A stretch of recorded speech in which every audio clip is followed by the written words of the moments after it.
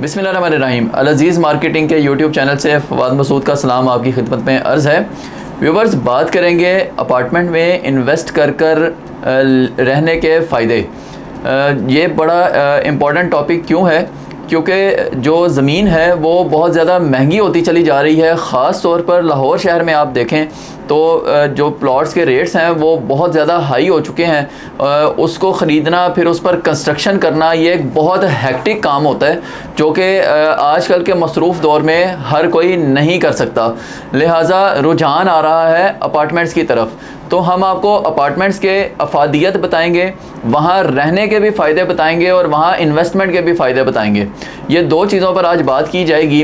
Viewers, apartments मुख्तलिफ़ size में जो है वो अवेलेबल होते हैं। स्टूडियो अपार्टमेंट होता है, 1 बेड होता है, 2 बेड, 3 बेड और पेंट हाउसेस होते हैं। इसमें पेंट हाउसेस की नौइयत एक अलग होती है, बाकी अपार्टमेंट्स की नौइयत एक जैसी होती है। लेकिन हम बात करेंगे अपार्टमेंट्स में सबसे पहले तो इन्वेस्टमेंट का क्या फ़ायदा है। व्यूअर्स, जैसे ही आप अपार्टमेंट में इन्वेस्ट करते हैं तो उस इन्वेस्टमेंट में सबसे पहला फ़ायदा तो ये होता है कि आपकी इन्वेस्टमेंट एक सिक्योर जगह पर आ जाती है।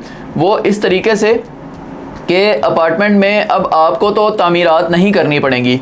वो तामीर, जो भी उसकी तामीर कर रहा है वो डेवलपर्स हैं, ये उनका काम है। वहाँ पर मटेरियल कैसा लगाना है, वहाँ पर किस तरह की अंदर उन्होंने फिनिशिंग करके आपको देना है, और वो obviously state of the art up to the mark finishing सारी होती है, मटेरियल के लिहाज से भी और बाकी लिहाज से भी।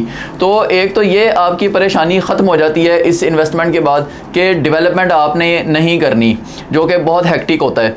उसके बाद देखना ये होता है कि इस अपार्टमेंट में इन्वेस्टमेंट से आपकी इन्वेस्टमेंट ग्रो कितना कर रही है। तो व्यूअर्स, अपार्टमेंट्स में जो ही आप इन्वेस्टमेंट करते हैं, बेशक इनिशियल फेजेस में करें या वैसे परचेज़ कर लें, अगर आप हाई राइज प्रोजेक्ट की डेवलपमेंट के दौरान उसमें इन्वेस्टमेंट कर देते हैं अपार्टमेंट्स में, तो जैसे जैसे वो हाई राइज बिल्डिंग ज़मीन से बाहर आती चली जाती है, उसकी लुक्स जो है वो बेहतर होती चली जाती हैं, फिनिशिंग होती चली जाती है, वैसे वैसे उसकी वैल्यू बढ़ती चली जाती है, क्योंकि वो लोगों की नज़रों में ज़्यादा आ जाती है, उसकी डिमांड बढ़ जाती है। जब डिमांड बढ़ती है तो ऑब्वियसली आपकी वैल्यू भी बढ़ जाती है। इसकी मिसाल मैं एक छोटी सी एग्जांपल आपको देता हूँ।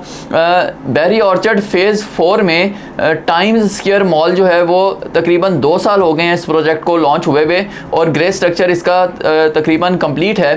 अभी ग्रे स्ट्रक्चर कंप्लीट होते ही 2 साल के अरसे के दौरान, उससे पहले जब ये लॉन्च हुआ था तो 12,500 पर स्क्वायर फीट पर ये लॉन्च हुए थे यहाँ अपार्टमेंट्स। इस वक्त उनकी वैल्यू 2 साल गुजरने के बाद 17,500 पर स्क्वायर फीट पर जा चुकी हुई है, और ये मैं आपको मार्केट वैल्यू बता रहा हूँ जो इस वक्त चल रही है।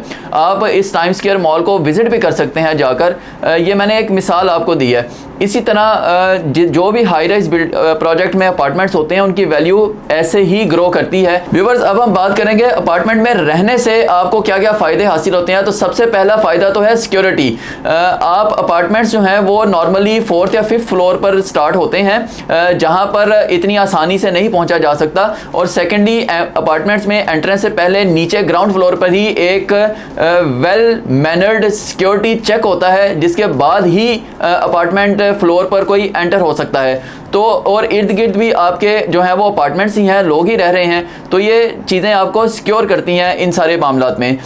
दूसरा आपको फ़ायदा ये होता है अपार्टमेंट में रहने से कि आप मेंटेनेंस और मैनेजमेंट कॉस्ट से बच जाते हैं। मैं मिसाल देता हूँ, फॉर एग्जांपल आप अपने घर में रह रहे हैं तो कुछ सालों के बाद आपको उस घर की तोड़ फोड़ को ठीक करवाने के लिए आपको जो है वो कॉस्ट अदा करनी पड़ेगी, पैसे लगाने पड़ेंगे एक्स्ट्रा, और उसका मटेरियल पुराना होता चला जाएगा। लेकिन अपार्टमेंट में ऐसा कुछ नहीं होता। यहाँ पर आपको मेंटेन नहीं करना, आप जो वहाँ पर कंपनी मैनेज कर रही है उस हाई राइज प्रोजेक्ट को, वही अपार्टमेंट की मेंटेनेंस भी देखती है बड़े नॉमिनल चार्जेस में, जो कि ऑब्वियसली एक घर से बहुत कम होते हैं।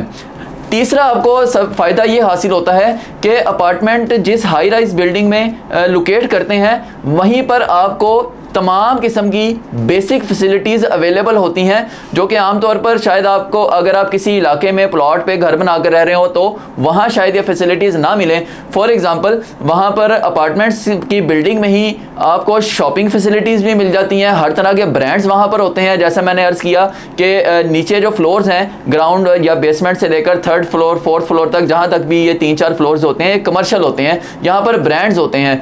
फिर यहाँ पर आपको ग्रॉसरीज़ की फैसिलिटीज़ होती हैं जो कि बेसिक नेसेसिटीज़ में है। यहाँ पर आपको ब्रांड्स के रेस्टोरेंट्स मिल जाते हैं। अगर आपके मेहमान आ जाते हैं तो उनको बिठाने के लिए एक state of the art area बना होता है, प्ले एरिया होता है बच्चों के लिए, जिम होता है, यहाँ पर मेडिकल फैसिलिटी यहाँ पर अवेलेबल होती है, स्विमिंग पूल होता है। ये सारी चीज़ें आपको अंडर वन रूफ अवेलेबल होती हैं। यानी आपको दिन या रात के किसी भी टाइम में कोई चीज़ चाहिए हो तो आपको वो ऑब्वियसली यहाँ पर अवेलेबल होगी, जो कि आमतौर पर किसी सोसाइटी में अगर आप घर लें या किसी जगह पर मकान लें तो वहाँ ये फैसिलिटीज़ नहीं मिलती, जबकि वहाँ पर कॉस्ट भी बहुत ज़्यादा है इन सारी चीज़ों की। व्यूअर्स, मेरे पास सबसे ज़्यादा क्वेश्चंस ये आते हैं कि अपार्टमेंट्स की ओनरशिप किस तरह से होती है। इस चीज़ में बहुत सारे लोग डाउट का शिकार रहते हैं, तो आपको उसका भी जवाब दिए देते हैं। अपार्टमेंट जिस हाई राइज बिल्डिंग में लोकेट करते हैं, उस हाई राइज बिल्डिंग में जितने भी लोग रह रहे हैं, जो मालिक हैं वहाँ शॉप्स के या अपार्टमेंट्स के, उस सारे प्लॉट की जो कॉस्ट होती है, वैल्यू जो भी है, वो वैल्यू डिवाइड की गई होती है उन तमाम मालिकान में।